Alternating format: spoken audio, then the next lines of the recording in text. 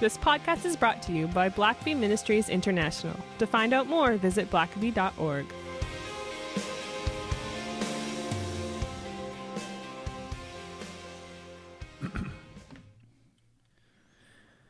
Well, welcome to this special election edition of the Richard Blackaby Leadership Podcast.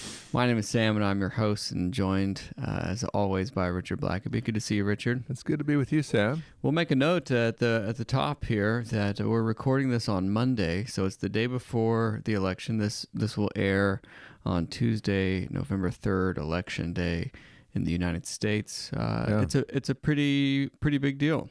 It is. It's certainly the most hyped, I think, election that I can recall.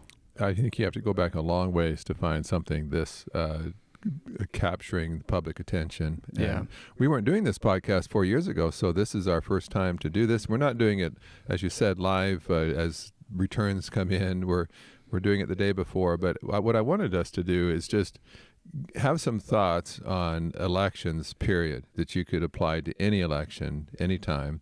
As Christians, and so not knowing any of the election day results and behaviors and activities so far, these are just comments I just like to share for us to be thinking about on this very momentous day.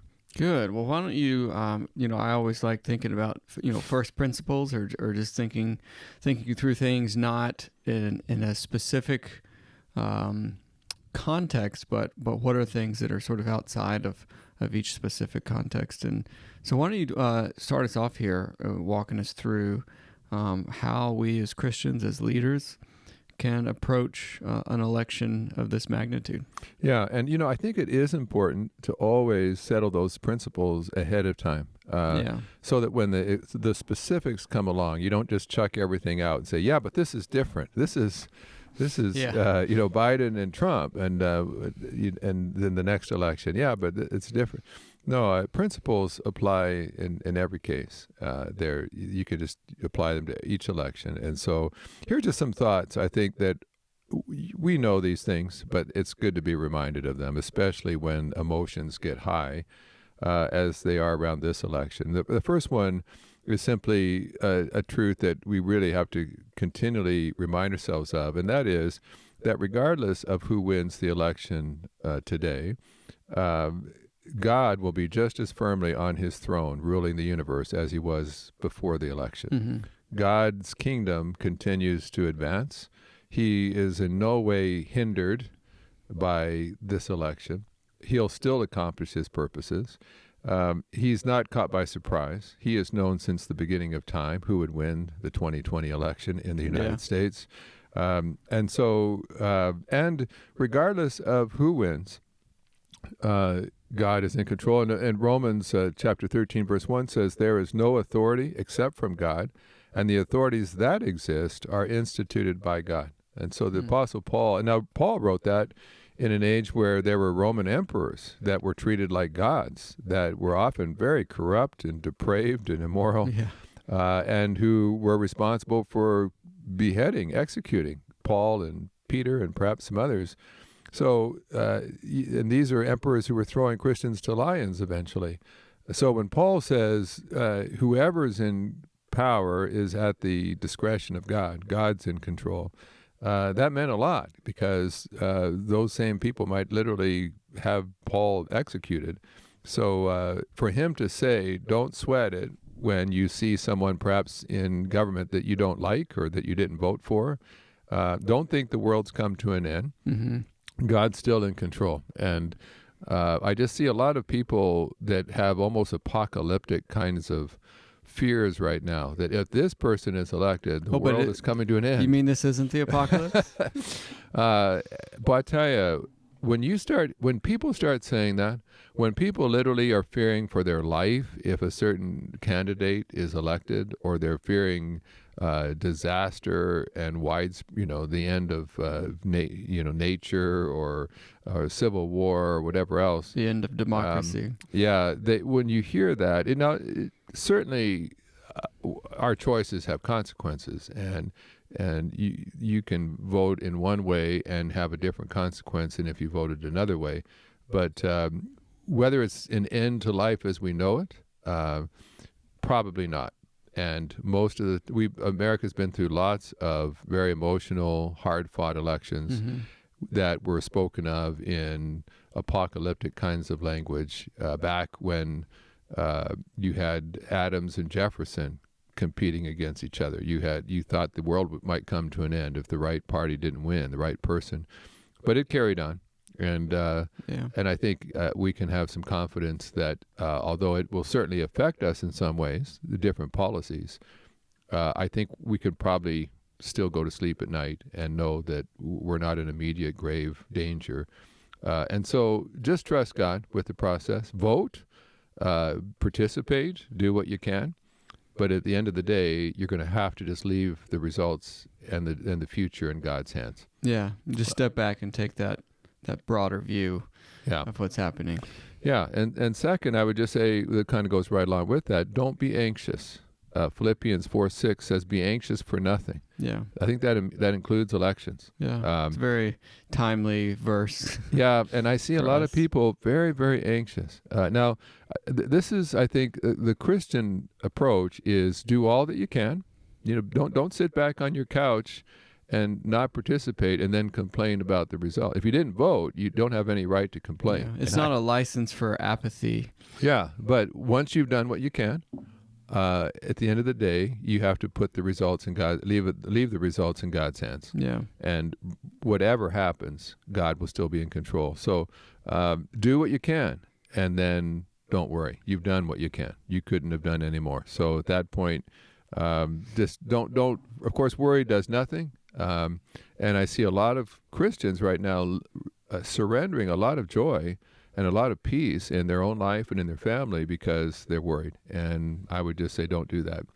A third thing is recognize that government leaders are not God. Yeah. Now that sounds like it's pretty obvious, and when you look at the character and some of the behavior and rhetoric of the candidates, you'd say, well, there's no mistaking either one of them for God.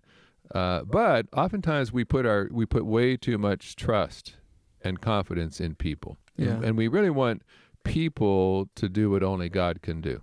So, for instance, people you can't use your words to do things that only God can do. You can't say things that will make someone not a racist anymore, or you can't give a speech and then all of a sudden cause people to care for one another or be kind to one another. Yeah. You can't change human hearts with human words. God has to change hearts. And so sometimes we think, well, if we could just elect this person, then society would all become civil, or we'd all be kind, or that we'd all be unified. We'd all see things the same way, or violence would just stop. And those are things God can do. God can speak a word and cause enormous changes to take place. Yeah. But people's words, even if you're the president of the United States, are not that powerful. And so, but what I hear sometimes is people putting way too much trust and confidence in people, and then they're inevitably disappointed. Yeah. They're disillusioned. And of course, politicians at this time of year feel quite free to make enormous God-like promises. And they campaign as if they were God, and that they can fix all ills, and they can cure all diseases if you just elect them. Yeah. And the fact is they can't. And if you believe that, you're destined for disappointment. So government leaders, especially if you're the president, they do have influence. They can affect our lives by some of the policies that they have, but understand that they're not God. And I think what I'm seeing, especially in this election, is that there are people, especially if you're not a Christian, if you don't have any hope for the life to come except this life, then you realize that what people do really does matter to you. Because it's all you have. If you don't have prosperity now, if people aren't sharing their wealth with you now, if you don't feel like you have all the opportunities that you deserve now, there isn't a later. There is no heaven. So you can see that people get really uptight about what's happening right now, and they're glued to the news because the person in the White House can dramatically affect the only life they're ever going to have. Yeah. But Christians realize this life is just the lobby of the house. We're just barely getting in the door in this life, and we have an eternity beyond this. And so we do care about this life, and we do want to make it as good as we can. But we have a much longer view of life, and it's not all about this. And so our trust is more in the eternal God, not the 4-year elected president. Yeah. And so just understand, again, it's not as if your candidate doesn't win, that somehow God isn't in control anymore. God is very much still being God. It's just that your political candidate didn't win. So again, there's consequences for that. But just don't ever. Some people are talking about the future based on is almost as if their candidate had godlike powers and abilities, and how disastrous if God doesn't get elected in this next election. And he's a person, a faulty, frail person, whichever one gets elected, and keep that in mind as well. And then kind of just the opposite of that is also know who the enemy is. And I think this, particularly in this election, is really important to keep in mind, because my dad always said when I was a pastor, I would have people sometimes who'd oppose me or criticize me, and he gave me some wise advice. He always said, know who the enemy is. And he went on to say, the enemy is never the people. Yeah.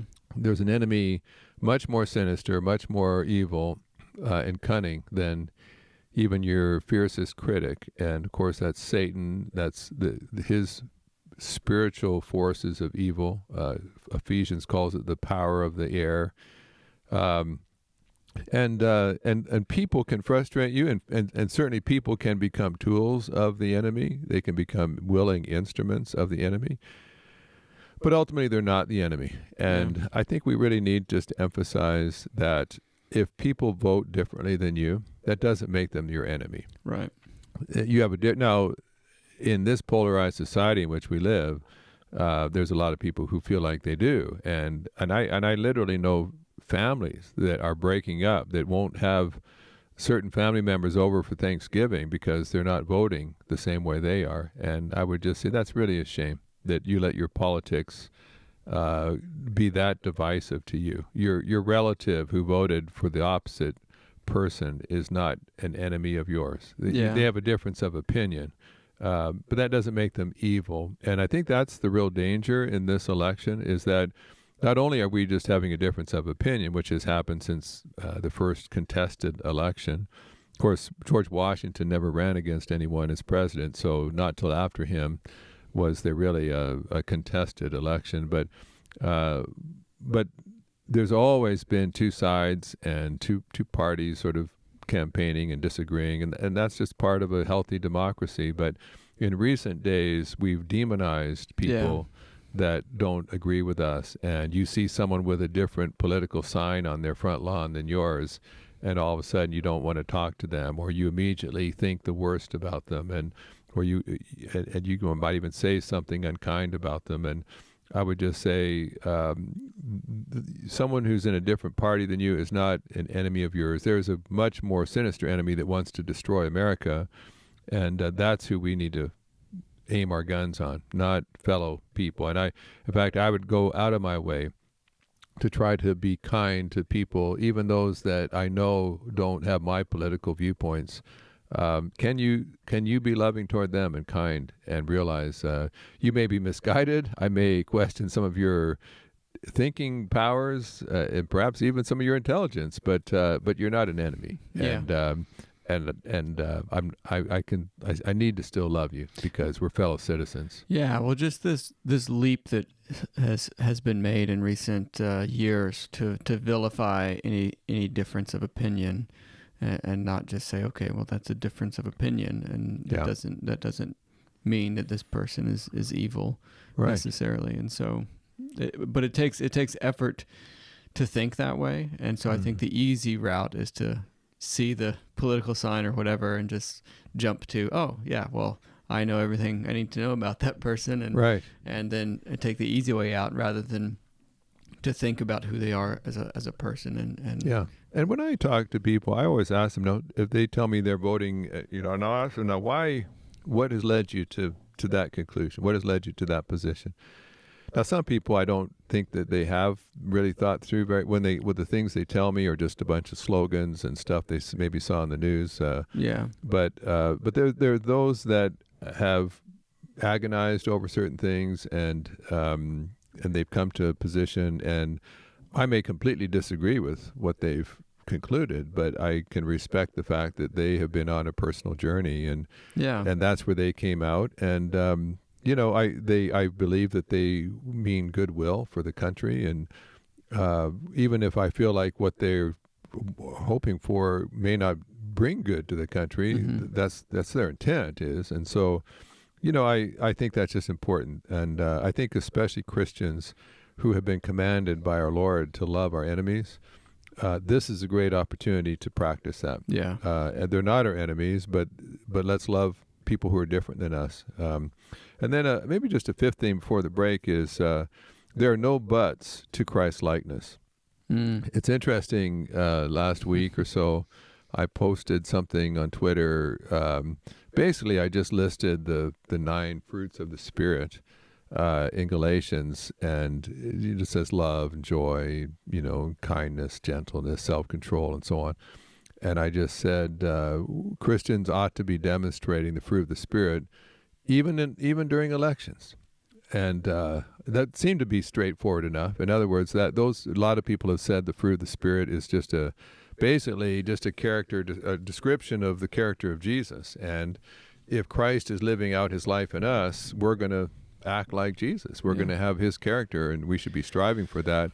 I don't think those are conditional. But it was interesting, and I will say, by far and away, most people amened it and liked it and said, I'm striving for that, I'm falling short, but that's my desire, and so on. And I appreciated the honest responses and support.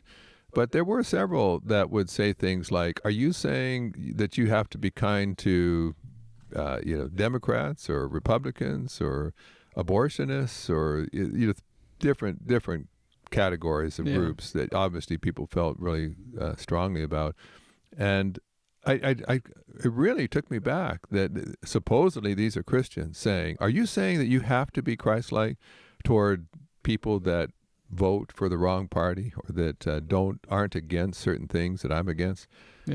And I really was kind of taken back to think, well, I'm saying that you should be like Jesus all the time to everyone. But that seemed just abhorrent to certain people. It's like, there's just no way I'm going to be Christian toward people who do this or do that. And I would say, well, then it makes me wonder how truly Christian you really are, period.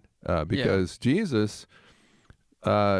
he healed someone who'd come to arrest him and have him crucified when his ear was cut off. He's like, here, let me help you. And the guy's come to arrest him and beat him up. And Jesus is acting lovingly toward him. And that's the Jesus that wants to live his life out in you, who told us to love our enemies. And so I look at that and I think, well, can you be Christ-like? In fact, that's when you really find out just how Christ-like you are. Is not how you treat your little baby girl. Are you loving toward your granddaughter? But are you loving toward people who disagree with you? Can you be Christ-like then? And it really took me back that people. And the other thing I hear a lot of these days around this election is, I hear a lot of Christians saying, but that word "but" comes up. But God does want you to take a stand. I hear that a lot. But you have to take a stand, and I'm kind of bewildered how being like Christ somehow means you don't take a stand. I mean, Christ never compromised truth. He never compromised with evil. He always drew a line where evil or sin was involved. But is it possible to be loving and take a stand? I think it is. I think you can lovingly take a stand. But somehow it's almost as if, well, if being like Christ means you're compromising your Christian principles, you got to think that through. And I think that a lot of people aren't thinking it through. How is being like Jesus somehow a compromise?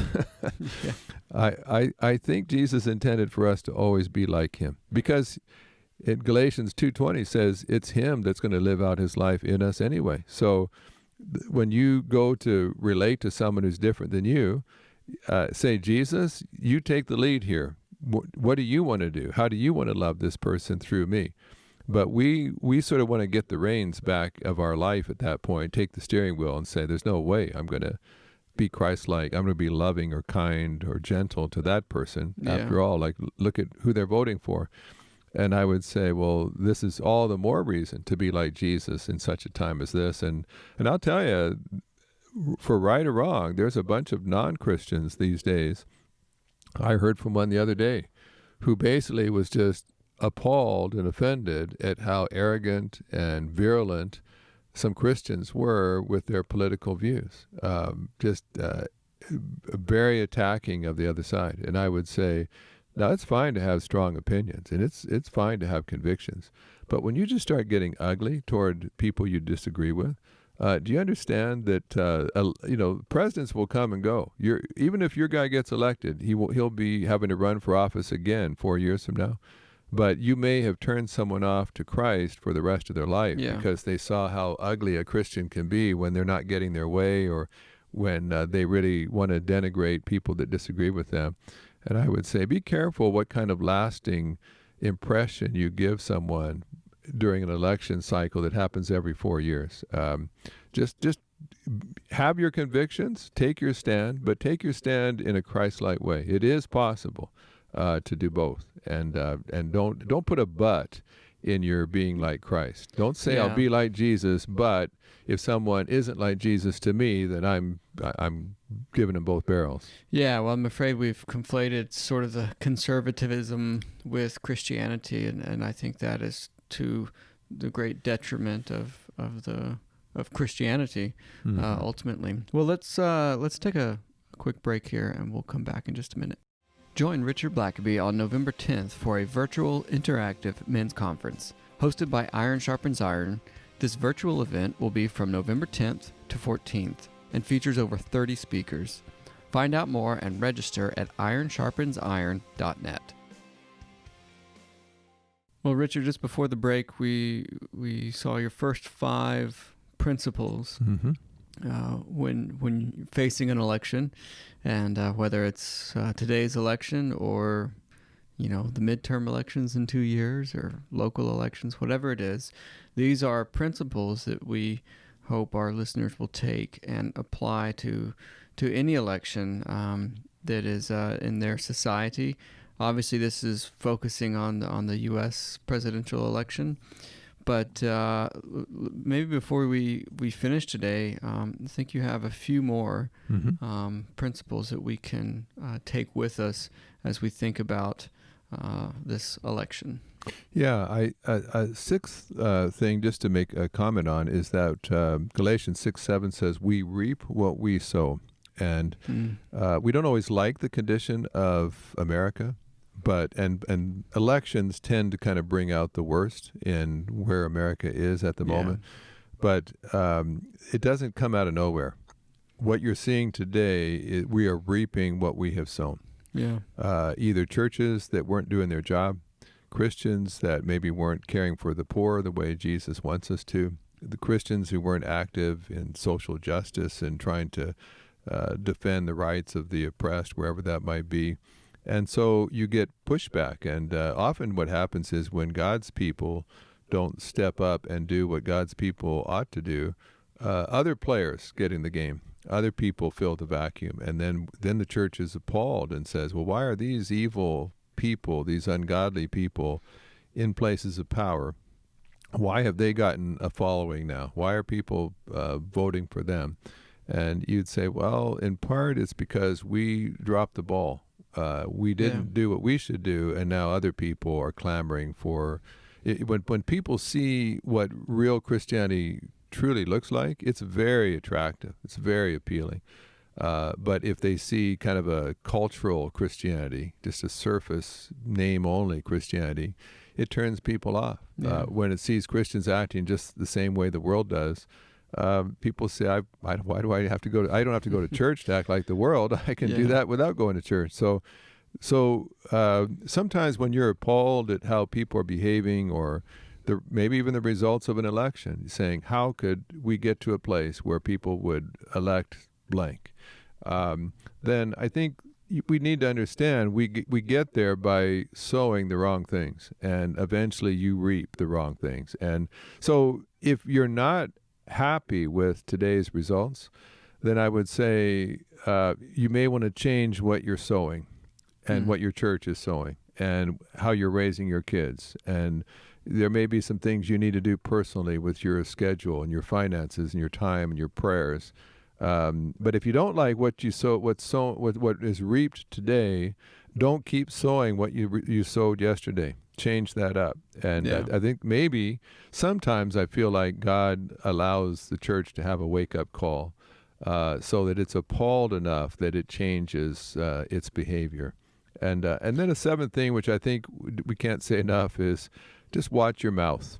Watch your mouth in this. Ephesians 4:29 says, "Let no unwholesome word proceed from your mouth." And I'll tell you what, with social media these days, it used to be before social media, you might mutter stuff, you might make some pronouncement around the water cooler at work, but it had a kind of a limited scope, and people walked away, and they might think you were obnoxious, but it didn't affect a lot of people. But now, behind the anonymity of social media, we can be really bold and really bombastic and really cutting and fire stuff out there and be rewarded for it, I think. And get a bunch of likes and have people that even take that to another level or another depth.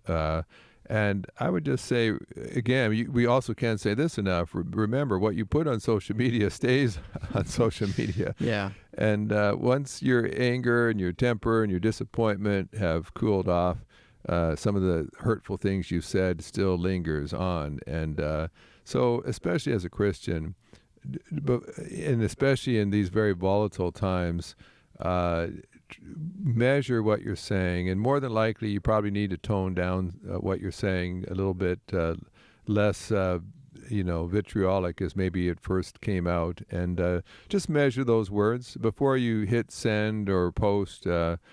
Read it over maybe one more time and say, does this honor Christ? I may have some strong feelings here, but there must be a way to express strong feelings in a Christ-like way still that does not dishonor him as I express my opinion. So be careful what you say. And then the last two things, the eighth thing is just resist evil on both sides. Can I say that without getting a lot of hate mail on podcasts? Because both people running for president are not perfect. Neither of them are. You may agree more with some of the causes that they support. You may like some of their policies better, and some of their policies may line up better with biblical principles. But as we said earlier, they're not God, and so they're people, and people will make mistakes. People will disappoint. That doesn't mean you don't vote for them. I don't think there's ever been a perfect person who ran for president. Yeah. So anyone you vote for, at any level, you are having to accept some imperfections about. It's really just which candidate do you have the least disagreement with? Because I could disagree with both candidates in certain things that they do or they say or certain behaviors that if it were me, I wouldn't do. But at the end of the day, you say, well, which candidate will advance the most good and the least evil? But at the same time, that means that you don't ever stop calling out evil. I know in political and especially election times, you don't even want to mention a shortcoming of your favorite candidate because maybe that will hurt their chances. Yeah. But the fact is that, especially as a Christian, we need to be a moral voice, and that means that whatever candidate sins or does something that is dishonorable, you need to call it out. Now, it doesn't mean that you don't necessarily still vote for them. You only get two choices. So whoever you vote for, you're going to have to forgive or stomach or overlook certain things because I don't like 100% of either one of the candidates. Yeah. But I have a choice between two. So you pick that. But just be careful that you don't lose your moral voice. just because your favorite candidate did something sinful doesn't mean it's okay. If it's something sinful, it's sinful no matter who does it. Right. And so just keep your moral high ground. That makes elections complicated because, like I said, neither candidate is a saint, and so you've got to make tough choices. But keep your moral high ground and your standards, and then lastly, just take the long view in elections, and that is. Certainly 4 years as a president or 4 years in power in the Congress can certainly make some significant changes in the nature of the country, but still it's for 4 years. And 4 years from now, things can shift. It's interesting in American politics how I think when Obama was elected at first, I remember reading articles saying, can Republicans ever win again with such a overwhelming Democratic victory and so on? And then the Republicans do win, and then it's the Democrats. Woe is us! How did this happen? And it swings back and forth. And so I've just kind of learned that don't ever, when it's apocalyptic, like this party will never win again, or they'll never be able to change this in the country again. It may be difficult, but take the long view and realize that this isn't. You don't have to necessarily go out marching in the streets and burning down things because your candidate lost. 4 years from now, you're going to get another shot at it. So get better prepared, work harder, campaign more, whatever you need to do. But it's not the end of the world. There'll be another election in a few years. So prepare for it now, and realize that as the church, if we weren't all the church that we should have been, God's given us some time now before the next election to reach the hearts of people and turn people Godward and to think biblically. And so take the long view in elections. And when you do that, then you realize we can get through today. And I might just say a 10th thing, just throw in a freebie, a bonus, and that is be gracious as well. So if your party wins today, if your presidential candidate wins today, be gracious about it, because there's going to be a lot of people upset, a lot of people very disillusioned and hurt. And if you lost, be gracious about that too. You know what? That's how elections work. Someone wins, someone loses every solitary time in American politics. So that's all right. That's how it works. That's how a civil society functions, is that the winners try not to rub the noses of the losers into their loss. And the losers don't go out and start burning things down and shouting angry threats because they lost. They just buckle down and do a better job the next time, and they try to win the next time. That's how the democratic process works. So I'm hoping and I'm praying that both sides will be gracious toward each other and toward their announcements and pronouncements and social media posts. And as a country, those who lose can accept that and just work harder the next time. Those who win can do whatever is possible to try to win their brother back and bring some unity and try to focus on things that we can all agree on and we all want for our country. Well, these are great principles to take with us to the ballot box today, and praying for each of you as you navigate this time. And we'll see you right back here next Tuesday. Thanks for listening to the podcast. If this is something you enjoyed, it really makes a difference if you leave a review and a 5-star rating on Apple Podcasts or wherever you listen. Don't forget to subscribe and share with your friends. We always love hearing from our listeners, so email us at podcast@blackaby.org.